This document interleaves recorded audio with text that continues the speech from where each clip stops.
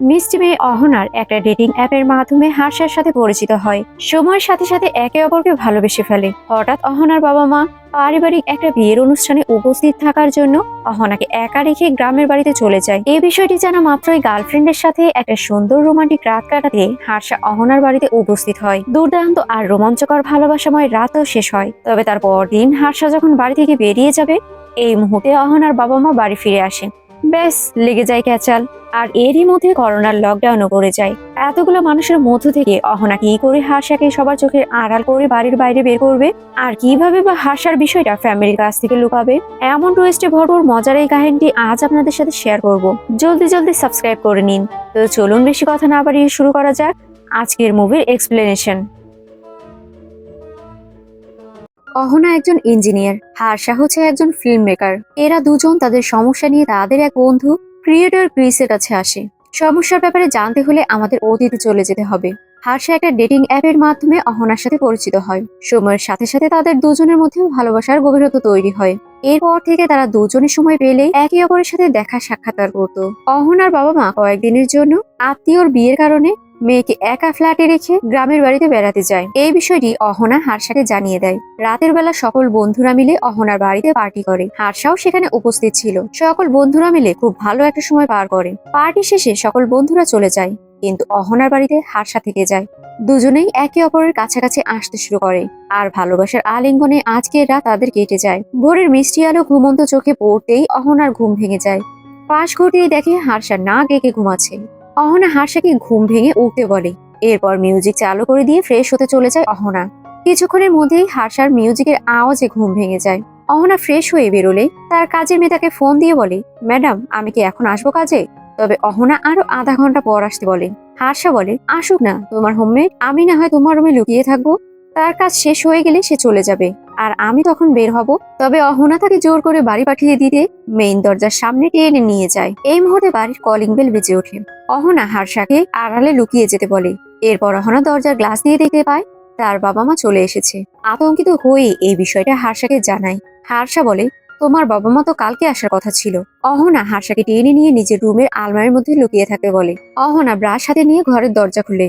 ঘরের দরজা খোলার পর মা প্রবেশ করে বলে, এখন উঠেছো? তোমার ফোন বন্ধ কেন? চার্জ দিতে মনে থাকে না নাকি? হার্ষা বেলকনি দিয়ে লাফ দিতে গেলে দেখে এখান থেকে লাফ দিলে তার নিশ্চিত মৃত্যু হবে। অন্যদিকে অহনা তার মাকে বিয়ের ব্যাপারে জিজ্ঞেস করলে তিনি বলেন, বিয়ে বরবাদ হয়ে গিয়েছে, এসব কথা পরে হবে। আগে তোমার দাদা আর বাবার জন্য এক কাপ কফি বানাও। কিছুক্ষণ পরেই অহনা রুমে এসে আলমারির দরজা খুলে বেলকনির দিকে তাকায়। হার্ষা বিষয়টি বুঝতে পেরে বলে, তুমি কি আমাকে স্ট্যান্ডম্যান পেয়েছো নাকি? ওখান থেকে লাফ দিলে আমার নিশ্চিত মরে যাব। অহনা বলে, তোমাকে এখানে থাকার কথাটা বলাই আমার ভুল হয়েছে। এর মধ্যে অহনার মা ডাক দিলে অহনা আলমারির দরজা চেপে রেখে আবারও বাইরে চলে যায়। এই মুহূর্তে বাসার কমন ওয়াশরুম আটকা পেয়ে অহনার মা অহনার রুমে প্রবেশ করে।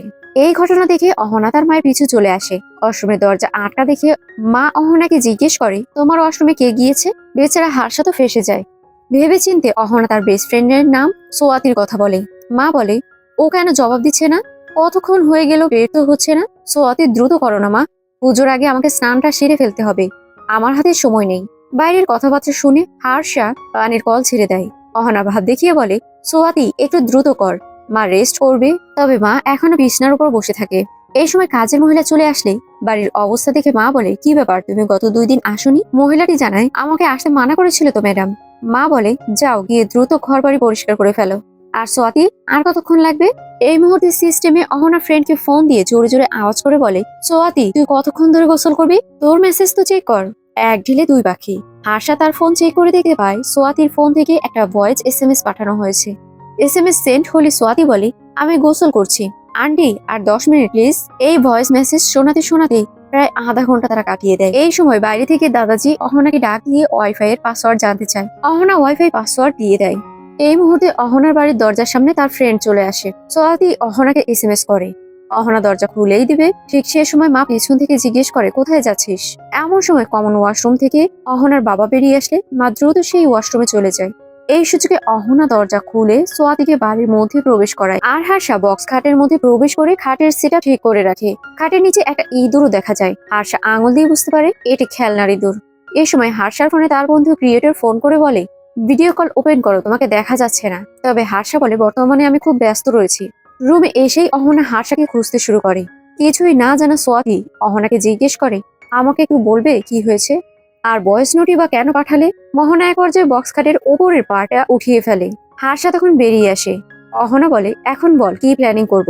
হার্ষা বলে, তুমি একজন ইঞ্জিনিয়ার, সব সমস্যার সমাধান তোমার কাছেই আছে। প্রথমেই তোমার চোখের অবস্থা নর্মাল করাও, আমাকে একটা রিস্ক নিতে হবে। এই বলেই হার্ষা বেলকনি থেকে কিছুটা নিচে নামে। তবে এত উপরতলা থেকে এভাবে তো আর বিল্ডিং থেকে নিচে নামা সম্ভব নয়। তাই তো ভয় আর আতঙ্কে হার্ষা আবারও ফিরে আসে। হার্ষাকে দেখে অহনা বলে, তুমি এখনো যাওনি। হার্ষা বলে, আমাকে কি তোমার বানর মনে হয় যে লাফিয়ে লাফিয়ে বিল্ডিং থেকে বেয়ে নিচে নামবো। এই সময় মা এসে বলে, কেমন আছো সোয়াতি, গোসলে এত দেরি করলে যে। সোয়াতি বলে, আসলে কাল থেকে আমার পেট খুব খারাপ ছিল, এর জন্য একটু সময় লেগেছে, এখন মোটামুটি স্বাভাবিক আছে। মা বেলকনি থেকে ফুল আনতে চাইলে অহনা ফুল তুলবে এই কথা বলে মাকে ভিতরে পাঠিয়ে দেয়। এদিকে মা ধর্মীয় আচার অনুষ্ঠানে ব্যস্ত, ওদিকে সোয়াতি দাদাজিকে কথায় ব্যস্ত রাখতে চেষ্টা চালিয়ে যাচ্ছে। সকলে চোখ ফাঁকে দিয়ে হার্ষাকে নিয়ে আবারও অহনা রুমে প্রবেশ করে। তিনজনেই টেনশনে পড়ে যায়। এই ঝামেলা থেকে মুক্তির উপায় সকলকেই খুঁজে বের করতে হবে। সকাল গড়িয়ে বিকেল হয়ে যায়, তবে হার্ষার প্ল্যান এখনো তৈরি হয় না। অহনা বাইরের পরিস্থিতি দেখে বাইরে চলে যায়। দেখা যায় নিউজে বলা হচ্ছে চারিদিকে করোনা ছড়িয়ে পড়েছে। বিয়ের অনুষ্ঠানেও করোনা সংক্রমিত একজন ব্যক্তি থাকার কারণে অহনার ফ্যামিলি দ্রুত বাড়িতে চলে আসে। এইসব কথা শুনে অহনা আবারও তার রুমে এসে দরজা লক করে দেয়। সোয়াতি হার্ষাকে প্ল্যানের ব্যাপারে জিজ্ঞেস করে। হার্ষা বলে, আমাদের সামনে এখন 3টি বড় বিপদ রয়েছে। রাত 12টার পর তোমার বাবা মা ঘুমিয়ে যাবে। সোয়াতি তখন তোমার বাবা মায়ের রুমের দরজার দিকে নজর রাখবে, আর অহনা তুমি ড্রয়িং রুমে ঘুমিয়ে পড়া দাদাজির চোখ থেকে চশমাটা তুলে নিবে। এরপর আরো কিছু বলতে যাবে, ঠিক সেই মুহূর্তে অহনা তাকে থামিয়ে দেয়। কেননা এই প্ল্যান তো আর সফল হবে না, কোনো না কোনো ভাবে ঠিকই ভেস্তে চলে যাবে। তাই আজকে রাতে খাটের তলায় হার্ষাকে থাকতে বলা হয়। হার্ষা খাটের তলে লুকিয়ে পড়ে। এই মুহূর্তে হার্ষাকে তার মা ফোন করে। কিছুক্ষণ পরে দেখা যায় হার্ষা তার বন্ধু ক্রিয়েটরের কাছে ফোন দিয়ে বলছে, একটা হেল্প করবি প্লিজ, আমার মা যদি তোমাকে ফোন করে তুমি বলবে আমি তোমার সাথেই আছি। আসলে আমি অহনার বাড়িতে আটকে গিয়েছি, ওর পুরো পরিবার আইসোলেশনে চলে গিয়েছে, তাই আমরা বেরোতে পারছি না। এ কথা শুনে ক্রিয়েটর অট্ট হাসিয়ে হাসতে শুরু করে। রাতের বেলা সকলে ঘুমিয়েছে কিনা এই বিষয়টা চেক করতে হবে। তবে কিছুক্ষণ পরে আওয়াজটা পেয়ে দাদাজি রুম থেকে বেরিয়ে এসে এক নাগাড়ে তার প্রিয় নায়িকার ছবি দেখতে শুরু করে। ছবি দেখে যেন দাদাজির যৌবন ফিরে এসেছে। বাইরে দেখা যায় ম্যানেজার বডিগার্ডের মাধ্যমে অহনাদের ফ্ল্যাটের দরজা তালাবদ্ধ করে দেয়, আর হসপিটাল কর্মীদের ইনফর্ম করে দেওয়া হয়। দীর্ঘক্ষণ পর দাদাজি নাক ডেকে ঘুমায়, তাই দুজনে ধীর পায়ে দরজার কাছে চলে যায়। অবশেষে এই বুঝি হার্ষা বাড়ির বাইরে বেরিয়ে যেতে পারবে। কিন্তু বিপদ ঘটে তখন যখন অহনা দরজার লক খোলে, তবে দরজা ওপেন হয় না। হার্ষা মজা করে বলে, দরজার মতো তুমিও কি চাও আমি যেন এই ঘরের বাইরে না যাই। অহনা বলে, মজা বাদ দিয়ে তুমি দরজা খোলার চেষ্টা করো। হার্ষা দরজা টানাটানির এক পর্যায়ে বুঝতে পারে দরজাটি বাইরে থেকে আটকে দেয়া হয়েছে। কিন্তু এর পরেও হার্ষা বারবার চেষ্টা করতে থাকে। দরজা খুলতে না পেরে এক পর্যায়ে রাগের বসে হার্ষা দরজায় লাথি মেরে বসে। ব্যাস, বুড়ো বেটার ঘুম ভেঙে যায়। চশমা চোখে দিয়ে দেখতে পায় সামনেই অহনা টিভি দেখছে। অহনা বলে, ঘুম আসছে না দাদাজি, তাই তো টিভি দেখছি। দাদা বলে, এই বয়সে যদি এত রাত পর্যন্ত জেগে থাকো তাহলে তো খুব দ্রুত বুড়ো হয়ে যাবে। দাঁড়াও, আমি তোমাকে আমার একটা ঘুমের ওষুধ দিচ্ছি। এই বলেই দাদা ওষুধ আনতে তার রুমে চলে যায়। এই সুযোগে হার্ষা অহনার রুমে প্রবেশ করে। অহনা হার্ষাকে খাটের নিচে ঘুমাতে বলে। কারো পৌষ মাস তো কারো সর্বনাশ। দাদাজি সেই আনন্দে টিভি দেখে সময় পার করতে থাকে। সকালবেলা অহনার বাবা ম্যানেজারকে ফোন দিয়ে দরজা খুলে দিতে বলে। তবে তিনি জানান, আমরা জানতে পেরেছি আপনাদের করোনা হয়েছে, তাই আপনাদের নিরাপত্তার জন্য আমরা এই ব্যবস্থাপনা করেছি। হার্ষা এই বিষয়টা বুঝতে পেরে ওয়াশরুমে গিয়ে তার বন্ধু রাহুলকে ফোন করে বলে, আমি তো ফেঁসে গিয়েছি রে। আচ্ছা, তুই আমাকে এইটা বলতো করোনা ভাইরাসটা কি? রাহুল বলে, এখন ভাইরাসের কথা কেন চিন্তা করছিস? তুই তোর প্রেম কাহিনীর উপর ব্যস্ত থাক না রে। একটা অল্প বয়সী মেয়ের বাড়িতে ঢুকে এখন ফেঁসে গিয়েছিস তুই, তার সাথে একটু মজামাস্তি করে নে। আচ্ছা রাখ। মন খারাপ করে হার্ষা ফোনটা কেটে দেয়। হার্ষার কাছে এই সব কিছুই যেন দুঃস্বপ্নের মতো মনে হচ্ছিল। কিছুই করার নেই, নিয়তিকে মেনে নিতেই হবে। যাই হোক, এভাবেই তাদের দুজনের ঘরবন্দির সময় কাটতে থাকে। এমন সময় অহনার বাবা তাকে ডাক দিলে অহনা হার্ষাকে খাটের নিচে লুকিয়ে রেখে বাবার কাছে যায়। সেই স্থানেই হার্ষা ঘুমিয়ে যায়।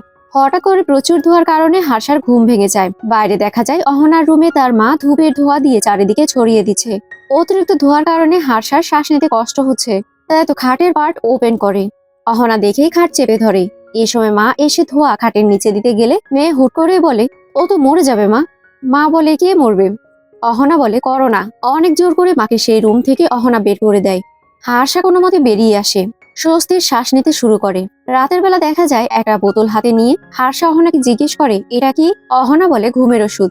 হার্ষা, তুমি যদি ধরা পড়ে যাও তোমার তো কিছু হবে না, কিন্তু আমার বাবা মাকে ফেস করতে আমারই হবে। হার্ষা এক এক করে ওষুধ খেতে খেতে বলে, হবে না মানে? ধরা পড়ে গেলে তোমার লয়ার বাবা সোজা পুলিশের কাছে আমাকে দিয়ে দেবে। অহনা বলে, আমার কেন জানি মনে হচ্ছে ওনারা আমাকে যে স্বাধীনতা দিয়েছে আমি তা ভুল পথে পরিচালনা করেছি। আমার নিজেকে খুব দোষী মনে হচ্ছে।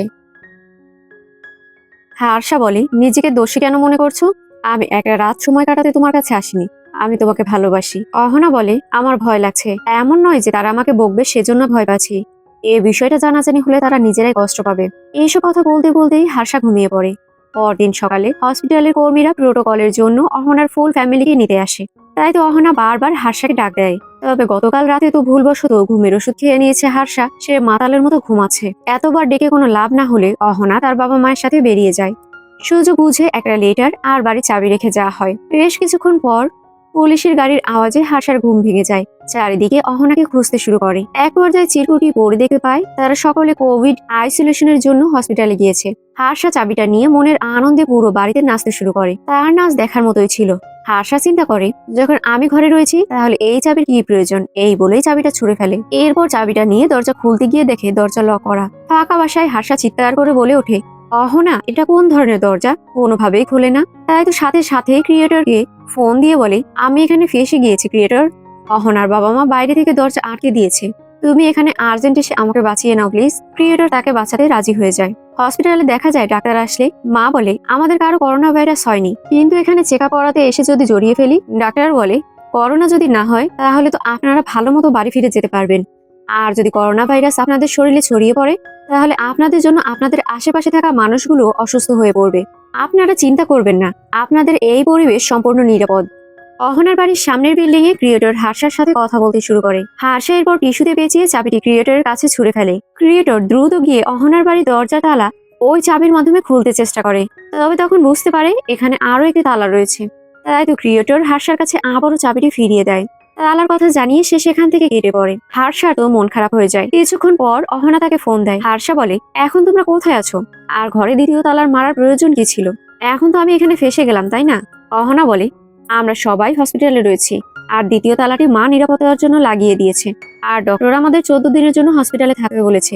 এই কথা শুনে হার্ষা রেগে ফোনটা কেটে দেয়। এরপর শুরু হয় 14 দিনের সময় শেষ হওয়ার প্রহর গোনা। ফাঁকা বাসায় একে একে নাচানাচি করা, টিভি দেখা, বাসায় থাকা খাবার খাওয়া, দেশের করোনার পরিস্থিতি জানা, গার্লফ্রেন্ডের সাথে কথা বলা, এসব পরেই হার্ষার দিন মোটামুটি কাটতে শুরু করে। এক ড্রেস হার্ষা আর কয়দিনই বা পরবে? কোনো অপশন না থাকায় অহনার ড্রেস পরে, কারণ বাবা আর দাদার কাপড়ের ড্রয়ার লক করে রাখা হয়েছে। একাকিত্ব সময় খুবই বোরিং, তবে আর কোনো উপায় নেই। চারিদিকে করোনার পরিস্থিতি ভয়াবহ হওয়ার কারণে পুলিশ ফোর্স প্রতিটা স্থানে আরো কড়া করা হয়েছে। এদিকে অহনার বাড়ির রেডিমেড খাবারও শেষ হয়ে যায়। হার্ষা ফোন করে ক্রিয়েটরকে খাবার নিয়ে আসতে খুব রিকোয়েস্ট করে। ক্রিয়েটর ওই পরিস্থিতিতে খাবার নিয়ে গেলে সেই খাবার হার্ষা খেয়ে নেয়। তবে বোরিং দিনগুলো যেন শেষই হচ্ছিল না। কোনো মতেই 10ম দিন পার হয়ে যায়। হার্ষা চিন্তা করে অহনা আর তার প্রেমের কাহিনী গল্প আকারে সে লিখবে, আর গল্পের নাম দেবে আন্ডারবেড। গল্প লেখার মাধ্যমে হার্ষার দিনগুলো চলতে থাকে। আবারও সুযোগ বুঝে ক্রিয়েটর ইস হার্ষাকে খাবার দিয়ে যায়।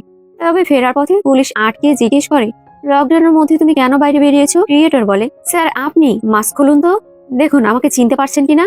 আমি বড় ইউটিউবার ক্রিয়েটর ক্রিস। করোনার জন্য আমার চ্যানেলে 500 সাবস্ক্রাইবার হয়ে গিয়েছে। পুলিশ রেগে তাকে গাড়ি সাইড করতে বলে। বিষয়টা বুঝতে পেরে ক্রিয়েটর গাড়ি সাইডে নিয়ে হুট করে ফুল স্পিডে গাড়ি চালিয়ে সেখান থেকে কেটে পড়ে। করোনার জন্য ক্রিয়েটর ক্রিস এর অদ্ভুত ইউটিউব চ্যানেলটাও ভালো ভিউজ পেতে থাকে। আর এইদিকে সেই চ্যানেলের রান্নার নিয়ম দেখে হার্ষা রান্না করতে শুরু করে। তবে ফ্রাই প্যানে হঠাৎ করে আগুন লেগে যায়, আর আমাদের হার্ষা 10 হাত দূরে চলে যায় ভয়ে। অন্যদিকে হসপিটালে অহনা কোনো একটা বিষয় নিয়ে খুবই চিন্তিত। হসপিটালের একটা দোকান থেকে বেরোলেই একজন মহিলা ডাক্তারের সাথে ধাক্কা লেগে প্রেগনেন্সি কিট পড়ে যায়। কিট দেখে ডাক্তার বিষয়টা বুঝতে পারে। অহনা বাধ্য হয়ে বিষয়টা ডাক্তারের কাছে খুলে বলে। এরপর ডাক্তার তাকে টেস্ট করাতে বলে। অহনা অনেকটা ভয় ভয় টেস্ট করে আর মনে মনে প্রার্থনা করতে থাকে যেন রেজাল্টটা নেগেটিভ আসে। তবে রেজাল্ট পজিটিভ আসে।